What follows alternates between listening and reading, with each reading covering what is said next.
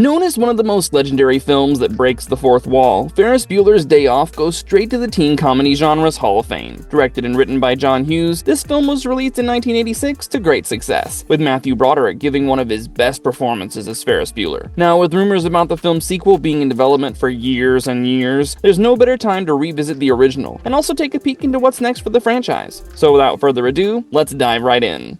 I have to go. I'll call you tonight.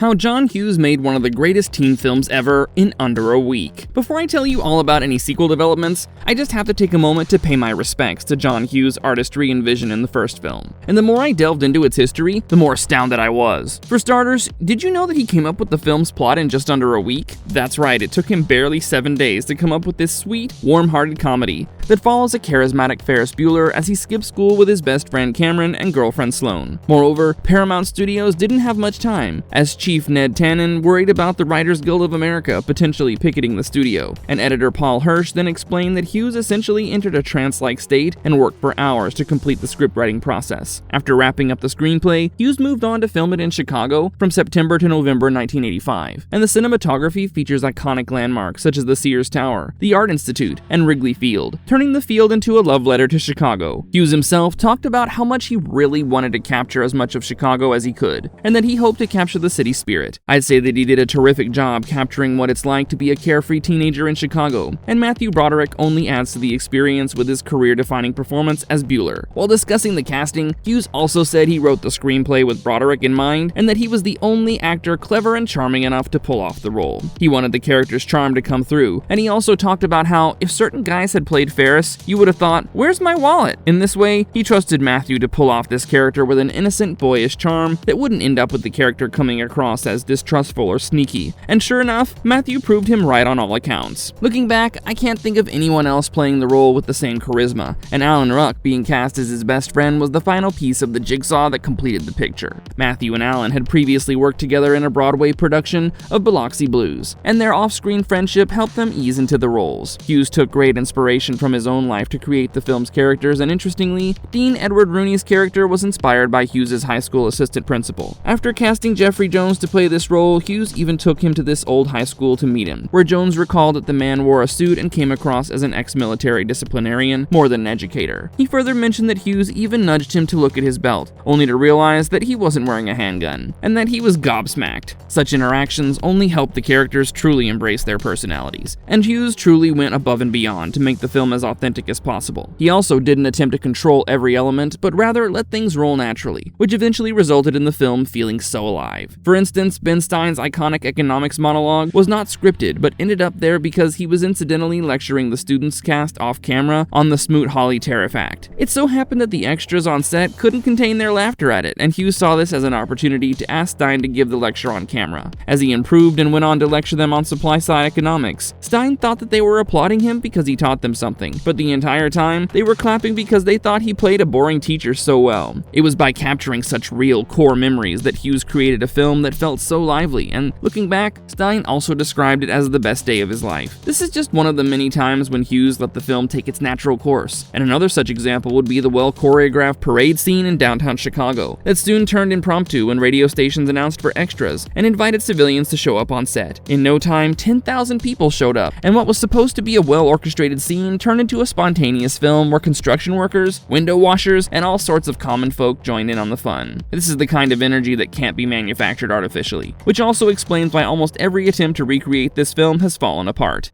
Why did every attempt at a sequel die before it started? And what changes when Hughes is no longer around? After the original film made over $70 million on a $5 million budget, there was much talk of a sequel, which led Hughes and Broderick to explore ideas such as Ferris' college adventures and his first job. Unfortunately, neither of these ideas really worked out, and in an interview with What Culture, Broderick said the film was meant to capture the feeling of being in your final week of school. It marks the end of an exciting chapter in one's life, and is essentially contained in this lightning flash moment that will never really eventually come back. Now, they could have explored Ferris' adventures in college, but it just wouldn't have been the same. And there aren't really any parallels to that one last week of school when one feels as if the carefree feeling is going to last forever. Without ever realizing, these moments turn into some of the most nostalgic memories that we look back to wistfully as we advise a younger generation to enjoy them to the best of their ability. Now, you can't really retell this story in other settings, and Broderick talked about how The End of School doesn't have a sequel, and how they couldn't think of another. Ruck joked about a fun idea for a Ferris Bueller Returns concept, wherein both Ruck and Broderick return in their old age for one last time, where Ruck's character is admitted to a nursing home, while Ferris comes and breaks him out. He also had a rather dark ending to it, where the two friends embark on one last adventure before Cameron dies, but this idea clearly never materialized. Instead, while the possibility of a sequel looked bleak from the start, the slight chance of it materializing was also crushed when Hughes passed away in August 2009,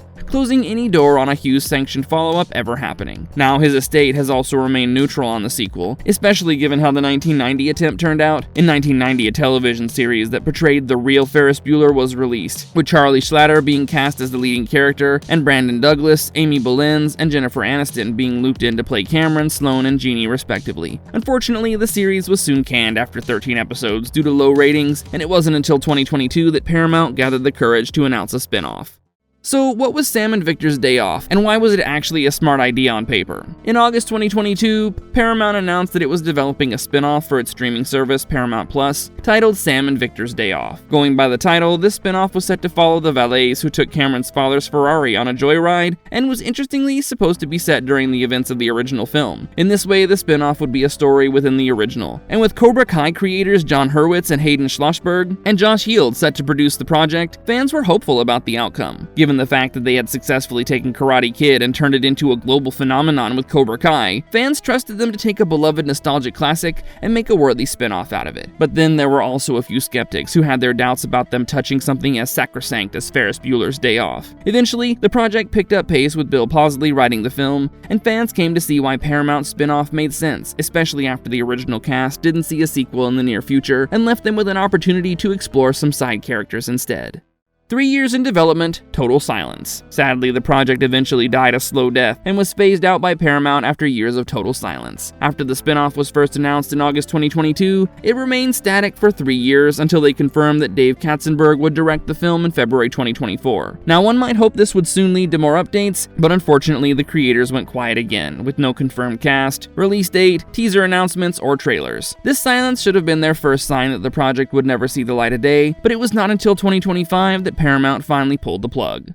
Then Paramount merged with Skydance and the whole thing got axed. The cancellation announcement came soon after Paramount merged with Skydance, a business decision that led to not just the spin-off but also the cancellation of many other projects. From Colin Trevorrow's Area 51 to Miles Teller's sports drama Winter Games, this spin-off was one of many projects that took a hit due to the new leadership team that came into being through the merger of Larry Ellison's arrival. All the restructuring had terrible consequences for these long-standing projects in the pipeline. But shockingly, many fans expressed their relief over the spin-off being called off. Many fans believed that the spin-off was 40 years too late, and while some fans felt that the concept was clever, a majority believed that this kind of nostalgia mining would cheapen the classic's legacy. Now, the cancellation does make sense when you consider this kind of reaction, and any hope we might have that Skydance would perhaps revisit the idea is surely slimmer than ever.